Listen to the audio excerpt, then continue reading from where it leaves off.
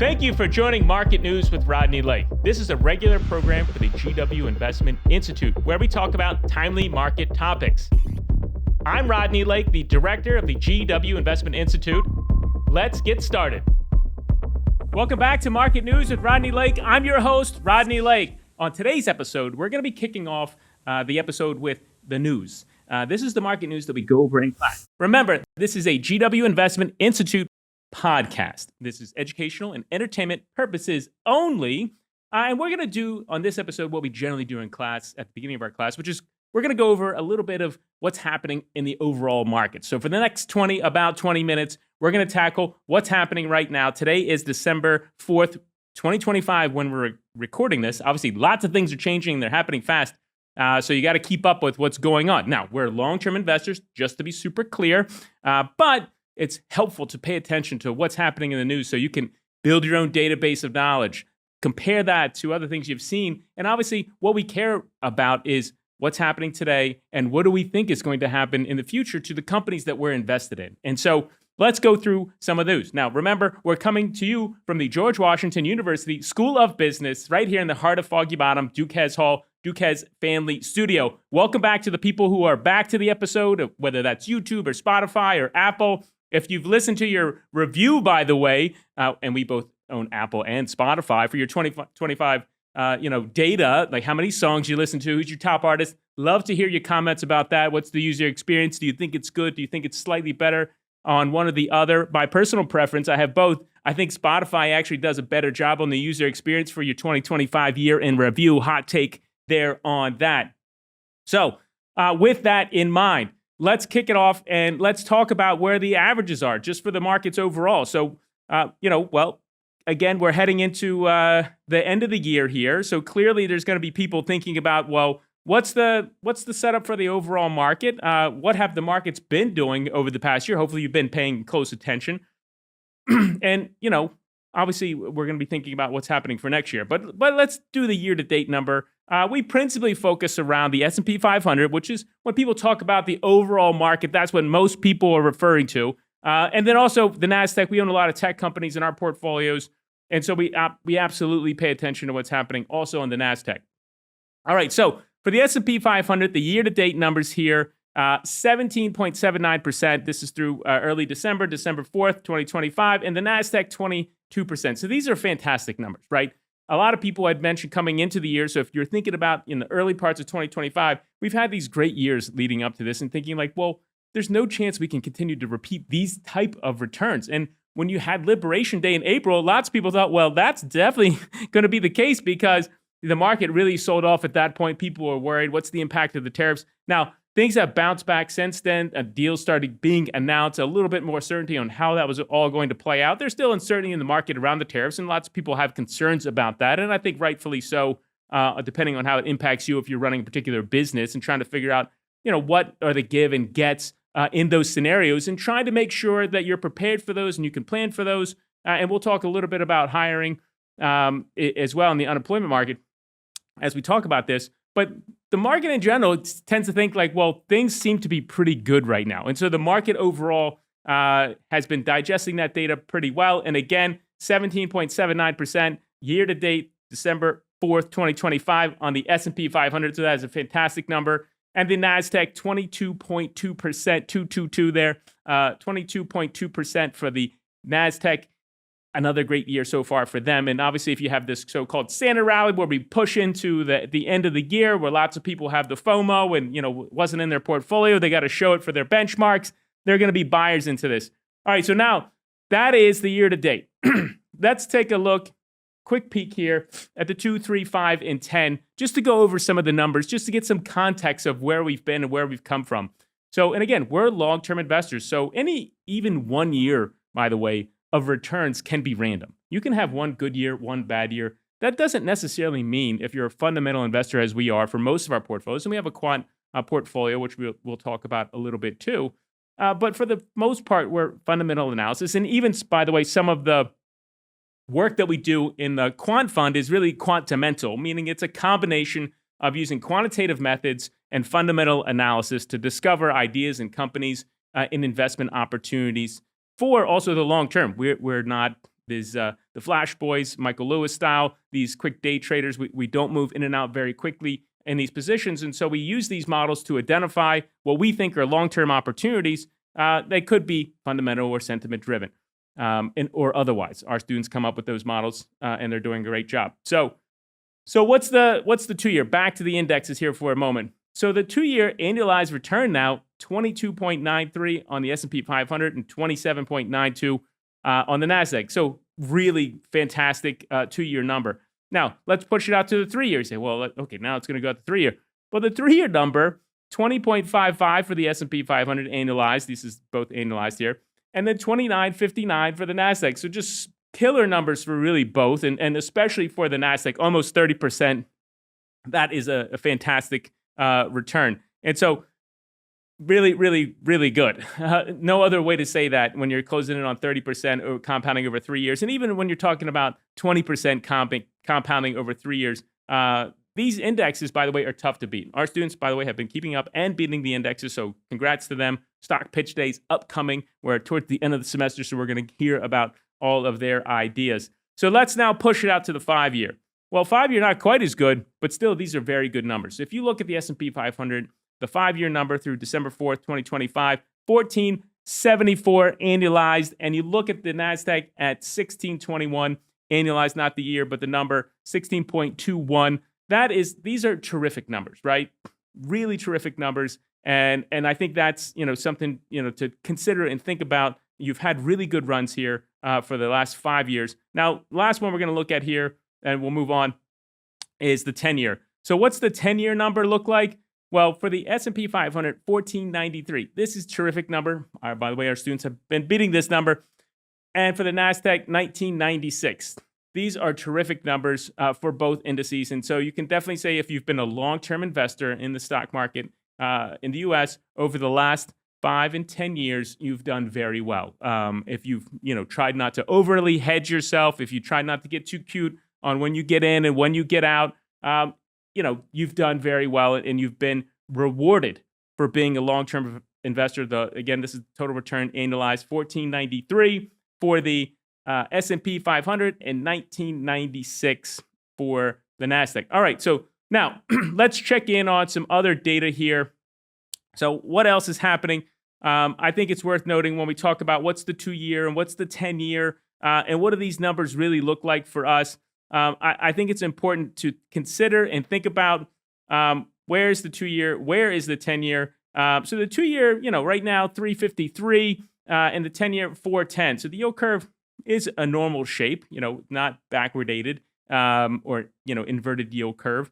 And the joke is that the inverted yield curve has predicted 12 out of the last 10 recessions. The yield curve was inverted, and it didn't actually lead to a recession, at least not yet. Maybe there's a recession coming at some point in the future. There probably will be one at some point, but that hasn't led. And so the shorter term rates, 353 and 410, it's been stubbornly high. Something to talk about, we've talked about in the past, is the Fed is going to meet again here in December. And right now, the expectation is vast majority of people are thinking that they're going to cut rates again. And that has waxed and waned. And certainly when we didn't have government, the government was shut down, and you didn't have reliable data coming out from the government, or didn't have data coming out at all, that number went up and down and waxed and waned, or ebbed and flowed, whatever you would like to say about that. But now it's looking like that most people think that rate cut is baked in and it's going to happen. And also, Trump seems to have an idea. It's not announced yet who the next chair of the Fed will be. So we'll have to see how that all turns out. And very likely it's going to be someone who's, looks like maybe more dovish. And so there's probably going to be more rate cuts next year if that is in fact the case. So that 10-year has been stubbornly high, though. So when you talk about, okay, well, then where are the mortgage rates for that? And because, when you think about, okay, the interest rates, that is the discount mechanism. When you talk about the 10-year in particular, discount mechanism for stocks, and we'll move on to mortgages in a second, that's what, you price for your future cash flows. And so what's the rate we use for when we discount the future cash flows back to the present to solve for, what do we think this company is worth today? Well, you're using that 10-year number, generally speaking, to do that for that discount rate. So it's remained stubbornly high. And when it's higher, that means the present value is lower, and vice versa. When that number comes down, present value goes up. All right, so now that also helps, or helps inform, set the market for what's the 30-year mortgage rate. So the 30-year mortgage rates have also remained elevated, but certainly not in a broad historical context. If you took a mortgage in the 80s, I didn't, but I do remember the 80s well, but I didn't have a mortgage in the 80s. You're talking, these numbers still sound good. So if you were in the 80s and you're getting a 15% mortgage or a 13% mortgage, 6 sounds pretty good. Right now, the average mortgage rates are in general, you're like 625, 630. You're in that neighborhood. So they've definitely come off. They were definitely over 7 and they've come back. And so generally that's a good thing. And that's going to be a huge driver on the housing market. People moving, people buying houses, people building houses, and then people refurbishing or refurbishing rather, and then furnishing their houses. So this really drives a lot of spend associated with this part of the market, this part of the economy. And so as those come back, we'll see probably increased activity. And I think you should think about that for 2026. Not a prediction, but if they do, in fact, have the 10-year come down, 30-year comes down, you're probably going to see an acceleration of building. You're going to see an acceleration of people moving because, a lot of people, they're locked into these really low rates and they're not going to move unless they really have to for a job or some other reason out of a 3% mortgage, 4% mortgage, into a 6.3% mortgage, and unless there's really something compelling. So now, but let's say it drifts a little bit lower, gets closer to that 6, dips into have the 5 handle on it. Well, probably going to have some people move. I got a 3.5, I got a 4, but I really want to move to this house. We need more space, whatever it happens to be. I think that'll unlock some of that. The differential closes in a little bit, so I think people are much more likely to move around. And then obviously, you're going to get some refis coming there too. The PSA speeds, if you check out those are the prepayment speeds. They're likely to pick up because the people who have a 6-7% mortgage are likely to start to refi. Some of those people have been doing that already, who've had higher rates or refined into some of these lower rates now, and some different products, not just the 30-year fix, but some ARMs as well. Also not mortgage advice here. Next up, what is going on in the news? So a couple of things I think is worth noting that's related to the stock market. The Dell family, so Michael Dell and Susan Dell, donated $6.25 billion. I had some news on that, did a little quote. If you want to catch that, maybe we could link it up.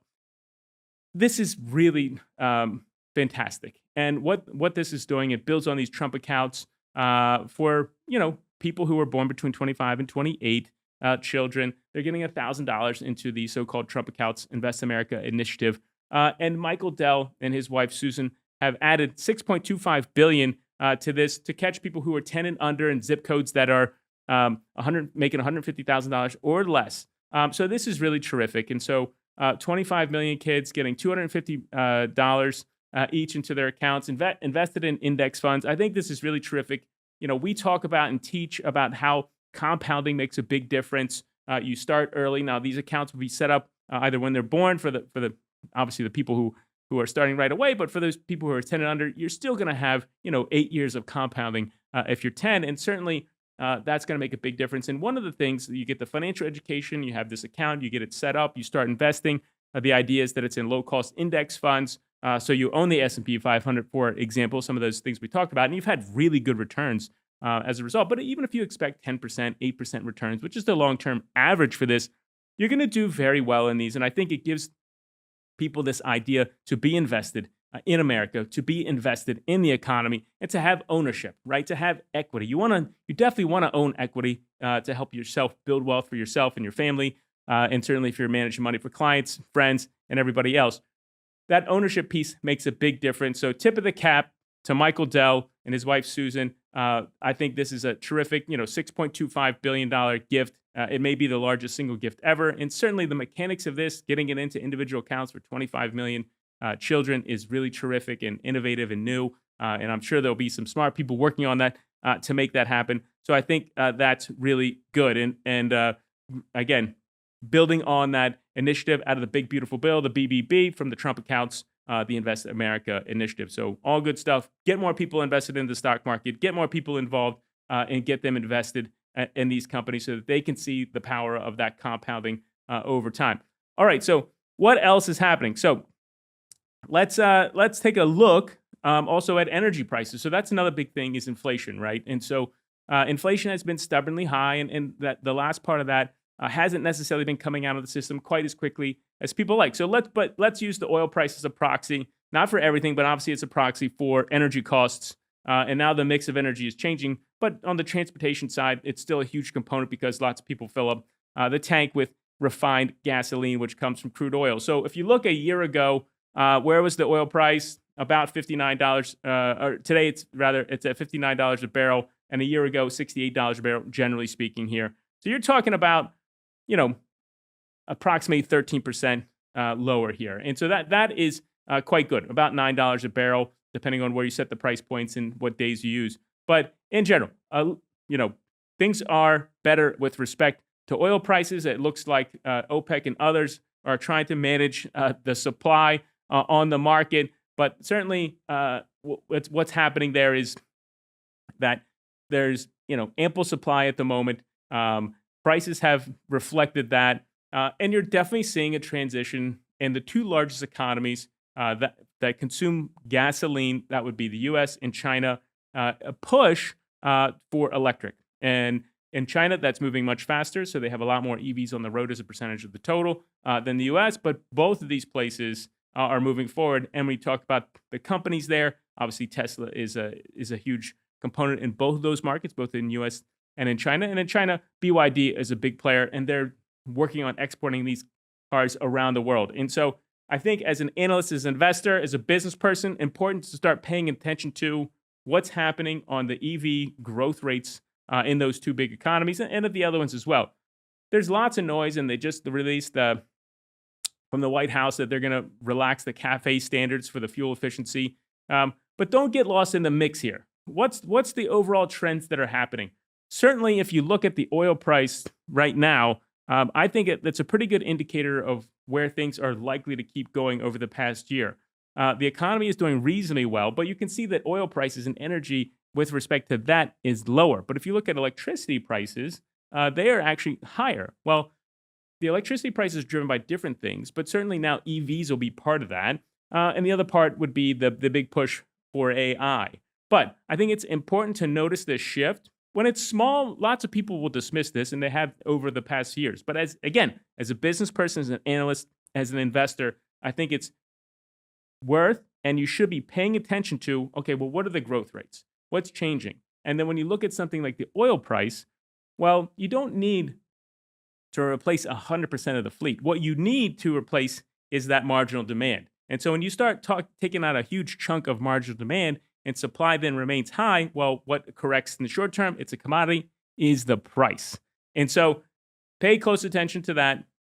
I think it's going to surprise people. I think in 5 years, I think the EV numbers are going to be much higher than people are expecting. And the difference in impact that they're going to make on overall energy prices related to refined gasoline, I think, are going to be significant. And so I think it's worth paying attention to that now and setting yourself up for success there.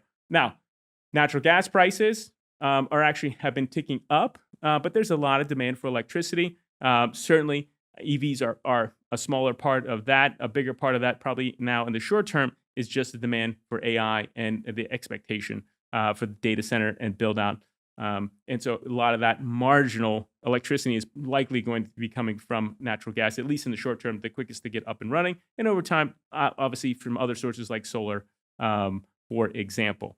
All right. So where's the overall market headed? We don't know, right? So we certainly don't make predictions of where things are going.